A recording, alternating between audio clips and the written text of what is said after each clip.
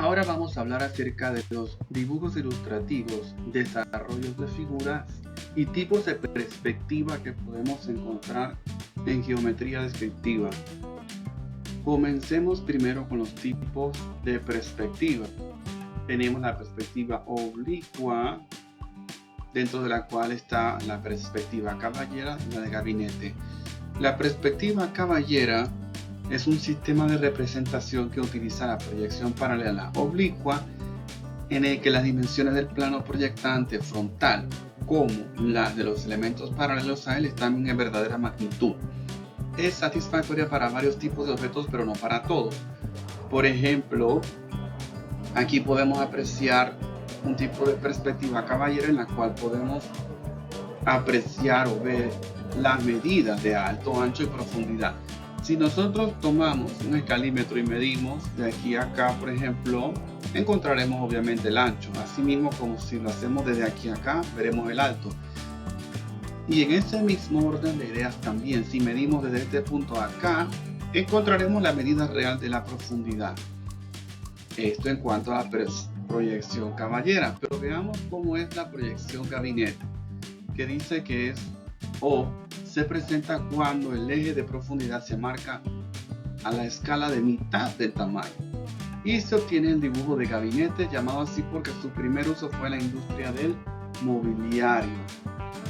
Como podemos apreciar, aquí hay ahora dos objetos que han sido dibujados en diferentes tipos de perspectivas. En este caso, en la izquierda aparece la caballera, que fue la que acabamos de ver, pero luego a la derecha está la perspectiva de gabinete. Es la misma figura, pero al estar dibujada como perspectiva de gabinete, la profundidad, ¿verdad?, se marca a la mitad.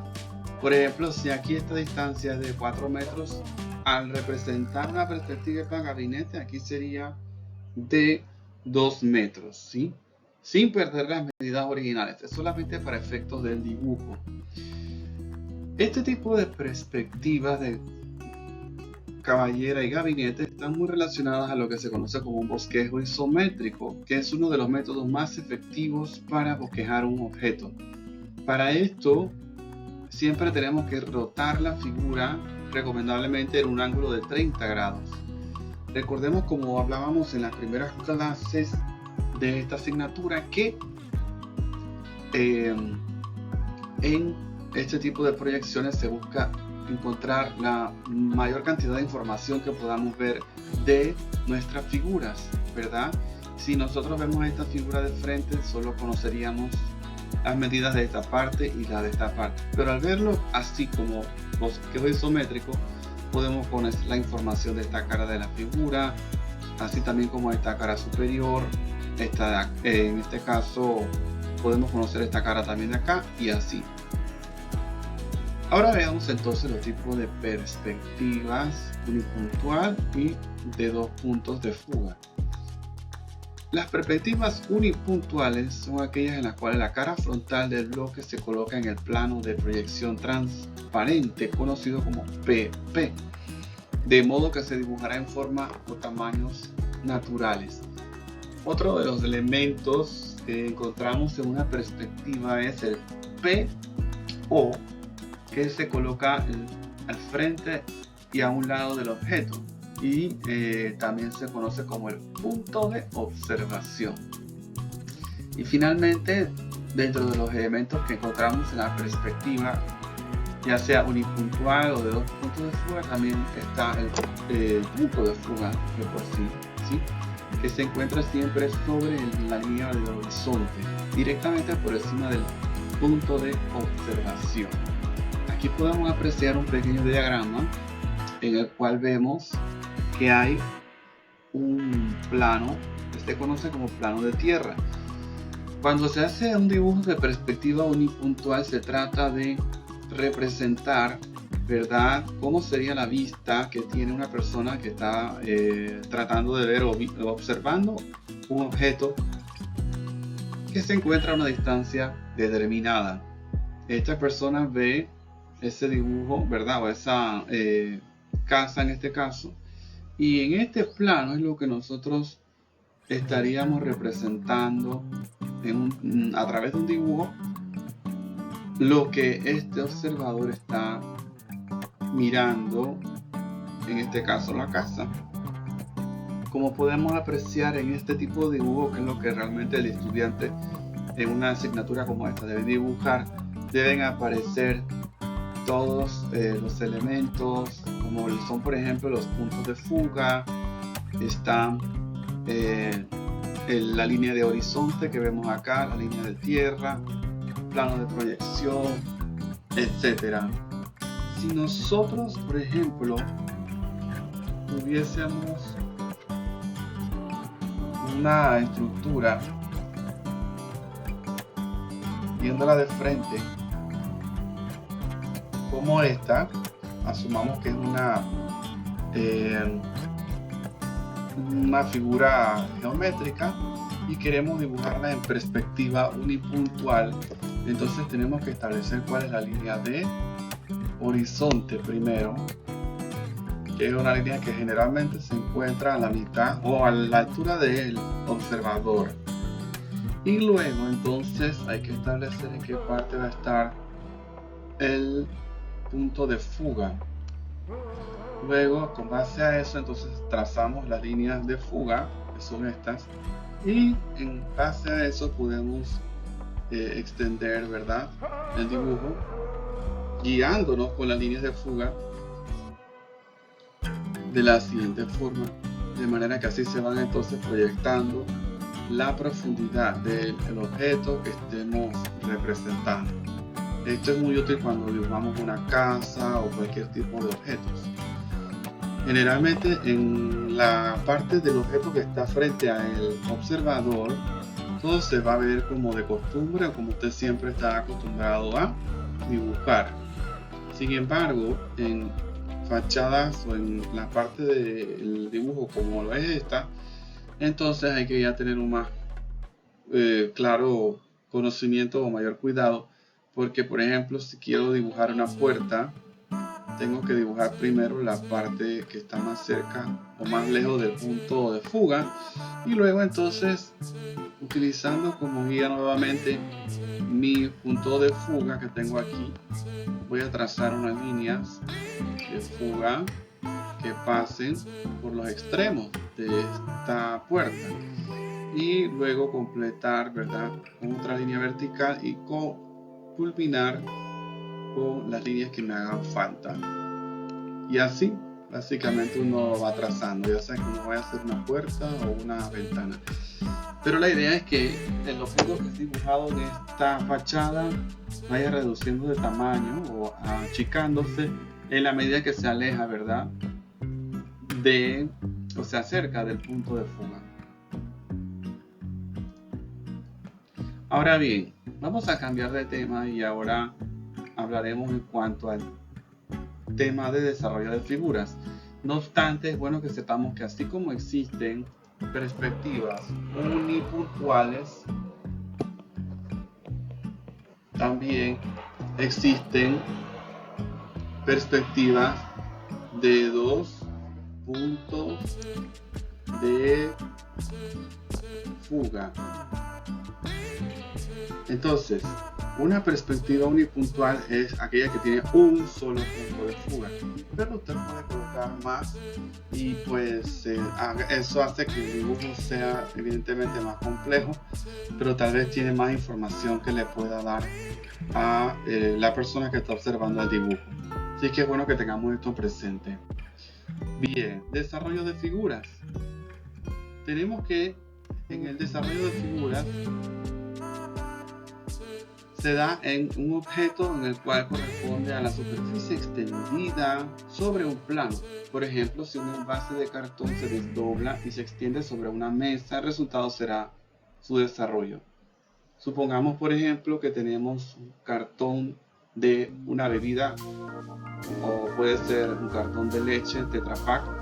Si usted lo abre, fuerza su apertura y desdobla esa figura o ese cartón, entonces va a formar, una vez que está abierto, la forma de una figura geométrica.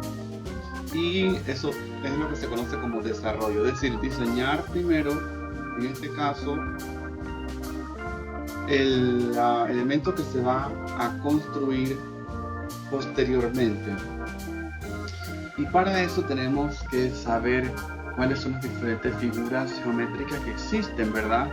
Como podemos apreciar acá, existen muchas.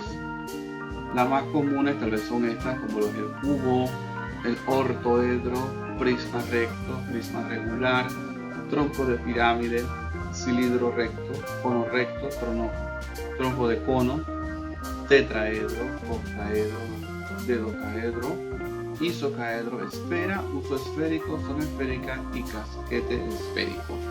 Cada una de estas figuras representa una cantidad de caras o lados, ¿sí? Las más comunes son el prisma, como el que vemos acá, el cilindro, como este que está aquí, la pirámide, como esta que vemos acá, o esta que está acá, y también estaría el cono, el que vemos aquí. Son las más comunes, ¿ok? Bien, cada uno de esos nombres representa una cantidad de lados. Por ejemplo, el tetraedro indica que es una figura que tiene 4 lados. Octaedro tiene 8 lados. Dodecaedro en este caso tiene 12 lados. Y así sucesivamente cada una de ellas tiene lados distintos. Entonces, en geometría, un prisma es un sólido, por ejemplo, determinado por 2 polígonos paralelos y congruentes que se denominan bases, y por tanto paralelogramos como tengan o lados tengan sus bases. A estos se les denominan caras. Los prismas tienen caras planas que se intersecan para formar bordes paralelos. El desarrollo de un prisma cuadrado implica que las caras laterales derivan en un simple rectángulo. Observemos entonces a continuación una imagen en la cual tenemos un prisma que se conoce como prisma truncado, ya que en la parte superior se le cortó y se eliminó. Entonces, este tipo de figuras se pueden dibujar, y para esto se tiene que crear primero un dibujo o gráfico como el que vemos en pantalla. Y en este caso, cada una de estas partes de este dibujo tiene sus medidas, obviamente, y medidas exactas debidamente representadas para poder que la figura se fabrique o se configure de la manera adecuada. Ahora bien, podemos apreciar aquí también que hay unos elementos importantes, como lo son estos, estoy señalando, que se conocen como pestañas, ¿sí? Eso es, en este caso, muy útil al realizar un desarrollo de una figura, porque evidentemente esas pestañas sirven para que, por ejemplo, se unan con otra parte de la figura y así se puedan cerrar óptimamente. Por ejemplo, esta pestaña de aquí debería unirse con esta parte de la base de la figura, esta de acá con esta parte en particular, en este caso, y esta parte de aquí se uniría con esta parte de acá. Esta de acá se debería unir con esta arista que tiene este lado, y así sucesivamente se van uniendo, que se pueden de hecho adherir con pegamento u otro tipo de elementos para que se adhieran. Vamos a ver el siguiente video. Este video también se encuentra disponible en el PowerPoint que ustedes tienen en su material, pero vamos a revisarla, donde se ve cómo de forma interesante se construye, en este caso, un cilindro, es decir, el desarrollo de un cilindro. Una vez culmina el video, ustedes están listos para realizar la actividad correspondiente. Prestemos atención al mismo.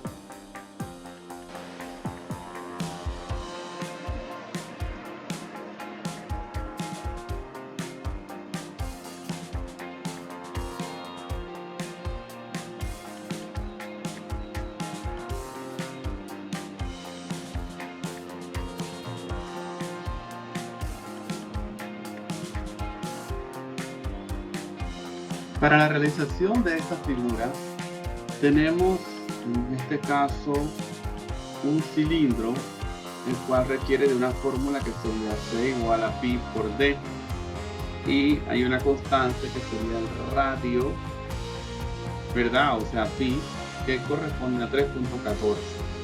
Luego existe un diámetro que equivale a 8, y aquí solamente resta multiplicar 3.14 por 8 y da 25.1. Esa sería como la circunferencia que tiene la figura. Entonces es recomendable utilizar papel cartulina para este tipo de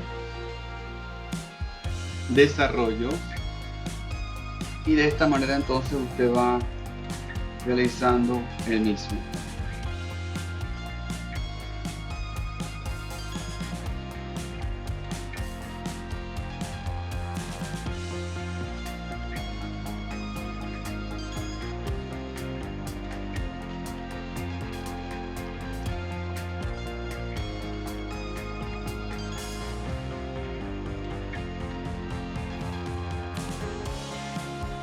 Aquí vemos como en este segmento de la hoja se va viendo la circunferencia que dio para la figura. De acuerdo a la figura que usted vaya a construir, usted debe utilizar diferentes fórmulas para calcular las medidas que debe tener el desarrollo de dicha figura. Por lo tanto, es importante revisar las fórmulas de, por ejemplo, figuras como el triángulo, el círculo, el cuadrado, y de acuerdo a eso entonces se va desarrollando. En la parte superior vemos que se están creando las dos bases, que son círculos, y luego en la parte inferior se estaría representando el tronco de la circunferencia. Esto que vemos sería la pestaña, y acá en este caso las pestañas se recortan de esta forma. Sin embargo, no tienen que hacerlo de esa manera cuando lo tengan que dibujar en un momento dado. Puede ser una pestaña cortita. Por supuesto que hacerlo así de la manera como se está haciendo con las pestañas picadas es más complicado.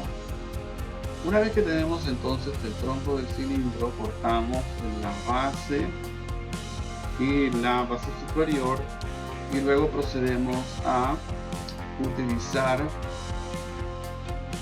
un lápiz para definir cuáles van a ser las áreas que van a estar en contacto con las otras.